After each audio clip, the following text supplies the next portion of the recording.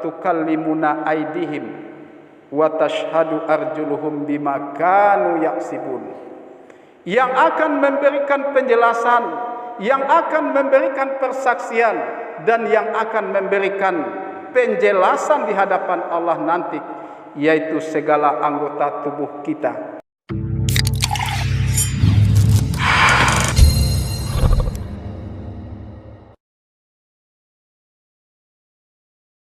Assalamualaikum warahmatullahi wabarakatuh. Innal hamdalillah nahmaduhu wa nasta'inuhu wa nastaghfiruhu wa na'udzu billahi min syururi anfusina wa min sayyiati a'malina. May yahdihillah fala mudhillalah wa may yudlil fala hadiyalah. Asyhadu an la ilaha illallah wa asyhadu anna Muhammadan abduhu wa rasuluh alladzi la nabiyya ba'dah. Allahumma fassalli wa sallim ala sayyidina Muhammad wa ala alihi wa ashabihi ajma'in. Amma ba'du fa ya ibadallah, usikum wa iyaya bitaqwallah, faqad fadzal muttaqun. Qala Allah ta'ala fil Qur'anil Karim, a'udzu billahi minasy syaithanir rajim. Bismillahirrahmanirrahim. فَإِذَا نُفِخَ فِي الصُّورِ نَفْخَةً وَاحِدَةً وَحُمِلَتِ الْأَرْضُ وَالْجِبَالُ فَدُكَّتَا دَكَّةً وَاحِدَةً فَيَوْمَئِذٍ وَقَعَتِ الْوَاقِعَةُ وَانشَقَّتِ السَّمَاءُ فَهِيَ يَوْمَئِذٍ وَاهِيَةٌ wal malaku ala arjaiha wa yahmilu arsha rabbika fawqahum yawma idzin samaniya yawma idzin tu'raduna la takhfa minkum khafiyat. Sadaqallahul azim. Bapak-bapak kaum muslimin, sidang jamaah salat Jumat yang dirahmati Allah, puji dan syukur marilah sama-sama kita persembahkan kehadirat Allah Subhanahu wa taala. Berkat rahmat hidayah yang Allah berikan sehingga pada siang ini kita telah dapat hadir kembali berkumpul di masjid kita yang tercinta ini dalam rangka menunaikan kewajiban kita sebagai hamba Allah, yaitunya melaksanakan ibadah fardu Jumat. Yang mana ibadah fardu Jumat ini merupakan suatu kewajiban bagi kita sebagai kaum laki-laki. Kemudian salawat beriringan salam sama-sama kita hadiahkan buat junjungan kita Nabi besar Muhammad sallallahu alaihi wasallam. Allahumma salli ala sayyidina Muhammad wa ala alihi sayyidina Muhammad. Bapak-bapak kaum muslimin, sidang jamaah salat Jumat yang dirahmati Allah. Pada kesempatan khutbah kita kali ini, khatib akan menggarisbawahi judul dari khutbah kita, yaitu tentang perihal ketika hari kiamat. Kaum muslimin sidang jamaah salat Jumat yang dirahmati Allah, ayat yang telah khatib bacakan pada rukun khutbah kita tadi, yang artinya aku berlindung kepada Allah dari godaan syaitan yang terkutuk dengan menyebut asma Allah yang Maha Pengasih lagi Maha Penyayang. Maka apabila sangkakala ditiup sekali tiup, dan diangkatlah bumi dan gunung-gunung, lalu dibenturkan keduanya sekali benturan, maka pada hari itu terjadilah hari kiamat, dan terbelahlah langit, karena pada hari itu langit menjadi rapuh. Dan para malaikat berada di berbagai penjuru langit. Pada hari itu 8 malaikat menjunjung aras singgasana Tuhanmu di atasnya kepala mereka. Pada hari itu kamu dihadapkan kepada Tuhanmu. Tidak ada sesuatu pun dari kamu yang tersembunyi bagi Allah. Maha benar Allah dengan segala firman-Nya. Surat Al-Haqqah ayat 13 sampai ayat 18. Kaum muslimin sidang jamaah salat Jumat yang dirahmati Allah, apabila telah tiba saatnya, Allah perintahkan kepada petugasnya untuk meniup sangkakala. Maka apabila telah ditiup sangkakala sekali tiup, Allah ceritakan di dalam ayat yang barusan khatib bacakan dan artikan tadi, maka akan terangkatlah bumi dan gunung. Kemudian Allah benturkan keduanya, bumi, gunung, dan langit dengan sekali benturan. Itulah yang dinamakan hari kiamat.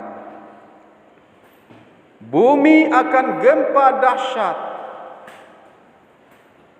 Air laut akan tumpah ke darat. Bulan, bintang, matahari akan bertabrakan. Gunung meletus. Bahkan gunung-gunung berterbangan, berhamburan.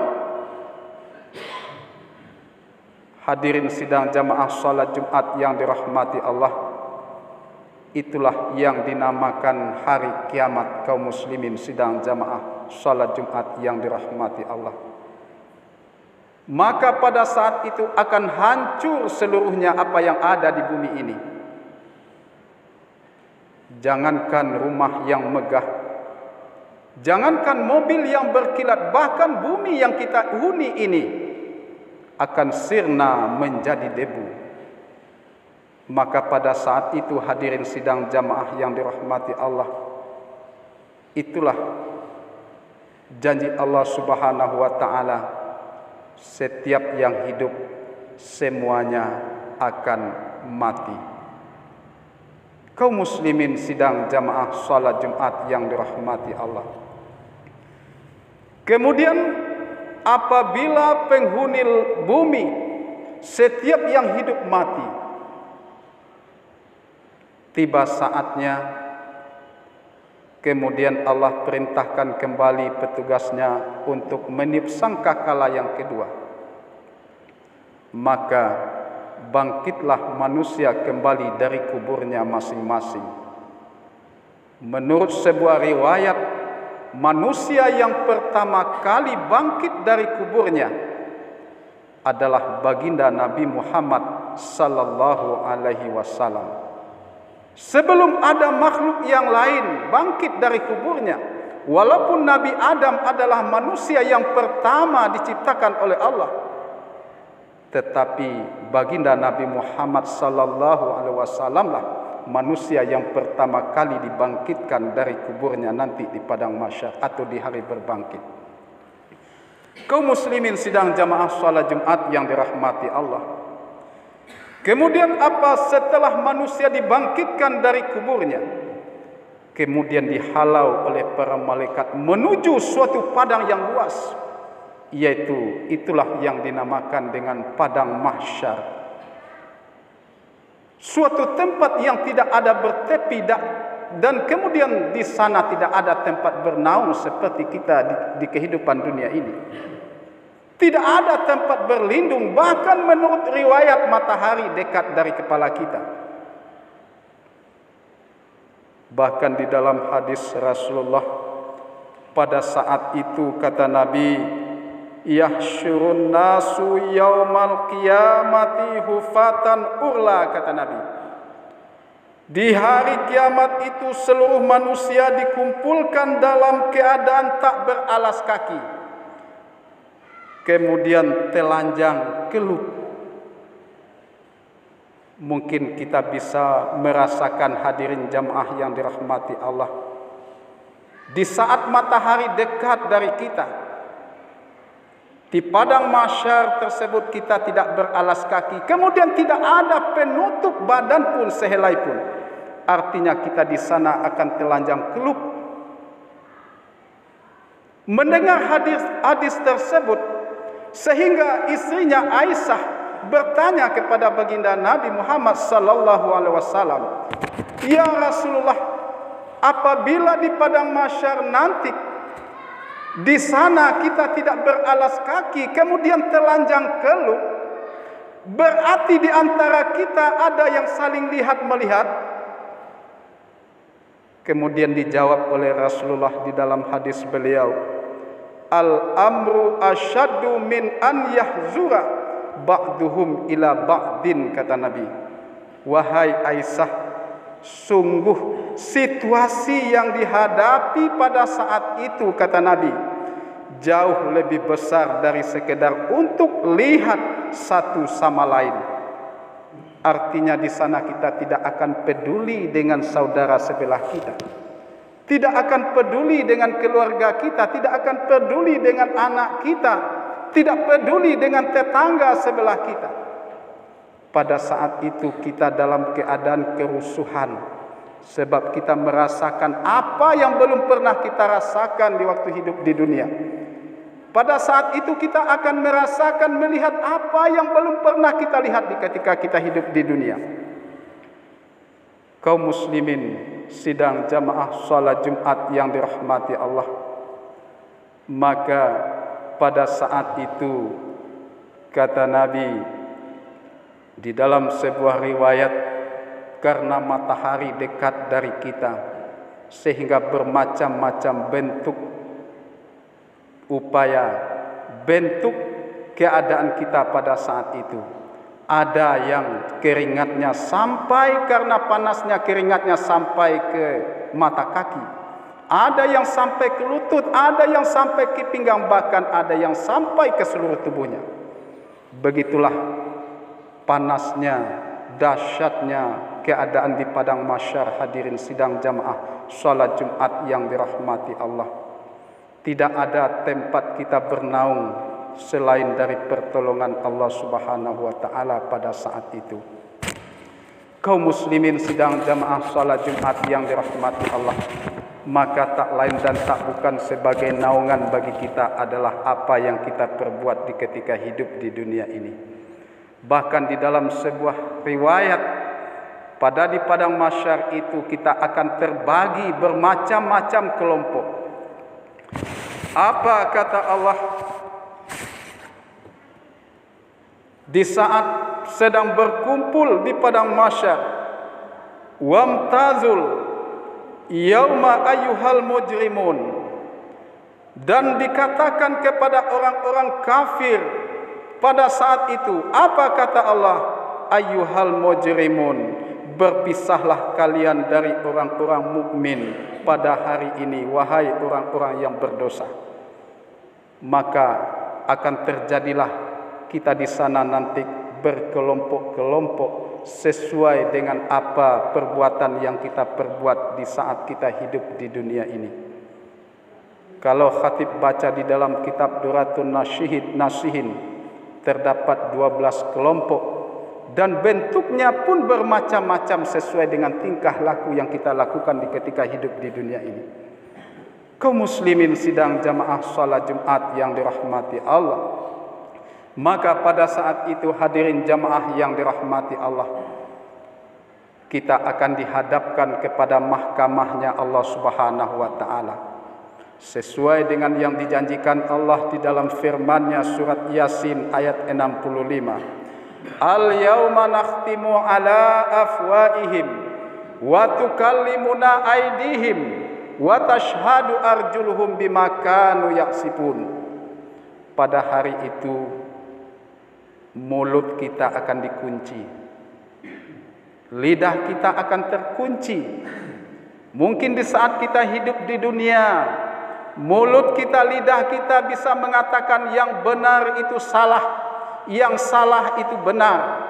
Tetapi di mahkamah Allah mulut kita akan dikunci, kata Allah. Wa tukallimuna aydihim wa tashhadu arjuluhum bima kanu yaksibun. Yang akan memberikan penjelasan, yang akan memberikan persaksian, dan yang akan memberikan penjelasan di hadapan Allah nanti, yaitu segala anggota tubuh kita. Tangan kita akan memberikan persaksian dan penjelasan. Kaki kita akan memberikan penjelasan dan persaksian. Segala anggota tubuh kita akan menjelaskan di hadapan Allah Subhanahu wa taala dan akan memberikan persaksian terhadap apa yang telah kita perbuat di ketika hidup di dunia ini. Faman ya'mal miskala dzarratin khairan yarah wa may ya'mal miskala dzarratin syarran yarah. Sebesar apapun perbuatan yang baik kita lakukan di dunia ini akan nampak, diperlihatkan nanti di hadapan Allah Subhanahu wa taala dan akan dibalas sesuai dengan perbuatan yang kita lakukan. Wa may ya'mal miskala dzarratin syarran yarah. Dan sekecil apapun suatu perbuatan jahat yang kita lakukan, sekecil apapun suatu perbuatan yang tidak baik yang kita lakukan, kita pun juga akan mendapatkan balasan di hadapan Allah nanti, akan diperlihatkan di hadapan Allah sesuai dengan perbuatan yang kita lakukan. Kaum muslimin sidang jamaah salat Jumat yang dirahmati Allah. Kemudian kata Allah, jelaskan di dalam surat Al-Haqqah ayat 30 sampai 31. Kepada orang-orang yang berdosa atau kepada orang-orang kafir, khuzuhu faghuluhu, tangkaplah dia lalu belenggulah tangannya ke lehernya. Summa jahimu salluhu, kemudian masukkanlah dia ke dalam api neraka yang menyala-nyala. Kaum muslimin sidang jamaah salat Jumat yang dirahmati Allah, makanya orang-orang yang berdosa akan dilemparkan oleh Allah nanti, yaitu ke neraka. Kaum muslimin sidang jamaah yang dirahmati Allah, oleh sebab itu marilah kita selalu, apalagi kita saat ini berada di bulan Safar tahun 1444 Hijriah, kita telah meninggalkan, yaitu tahun 1443 Hijriah. Perubahan tahun ini hendaklah kita juga hijrah, membenahi diri kita, selalu merenungi diri kita. Hendaknya tahun ini lebih baik daripada tahun-tahun yang telah berlalu. Marilah pada tahun ini, tahun baru Hijriah 1444 Hijriah ini, kita tingkatkan pengamalan ibadah kita kepada Allah Subhanahu wa taala. Hendaklah kita selalu mengamalkan ilmu-ilmu yang telah kita dapatkan dari para guru-guru kita, apalagi yang berhubungan dengan ilmu ibadah, ilmu amaliyah. Hendaklah kita amalkan di dalam kehidupan kita untuk bekal kita di kemudian hari nanti. Kata Nabi, ad-dunya darul amal. Dunia ini tempat berladang amal, kata Nabi. Kesempatan untuk berladang amal bagi kita hanyalah di dunia. Ad-dunya darul amal wal akhirah darul jaza, kata Nabi. Sebab kampung akhirat itu hanyalah tempatnya pembalasan.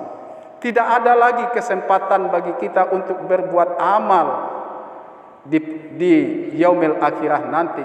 Jangankan di akhirah, apabila roh telah berpisah dengan jasad kita, Kata Nabi di dalam hadis beliau, "Idza mata ibnu Adam inqata'a anhu amaluhu illa min salasin." Apabila anak Adam telah meninggal dunia, terputus segala amal perbuatannya. Artinya tidak akan dapat lagi dia berbuat amal, tidak akan dapat lagi dia memperbanyak amaliyahnya. Illa min salasin, kata Nabi, kecuali yang tidak terputus. Yang pertama, apabila dia meninggalkan perbuatan yang baik, sedekah jariyah. Di ketika hidup dia menginfakkan, menyisihkan sebagian hartanya, sebagian rezekinya di jalan Allah Subhanahu wa taala, dia infakkan, dia sedekahkan untuk kepentingan orang banyak. Inilah yang akan mengalir, yang tidak akan terputus walaupun dia telah meninggal dunia. Kemudian al-ilmi yang tafa'ul bih, ilmu yang bermanfaat, kata Nabi. Kemudian doa anak yang soleh. Hadirin sidang jamaah salat Jumat yang dirahmati Allah, karena kita dibatasi oleh waktu, mudah-mudahan khutbah kita yang pendek ini ada manfaatnya. Terima kasih. Mudah-mudahan dapat menambah keimanan kita kepada Allah Subhanahu wa taala, meningkatkan pengamalan ibadah kita kepada Allah Subhanahu wa taala, dan mudah-mudahan kita tergolong kepada orang-orang yang bertakwa. Fa'tabiru ya ulul absar la'allakum turhamun.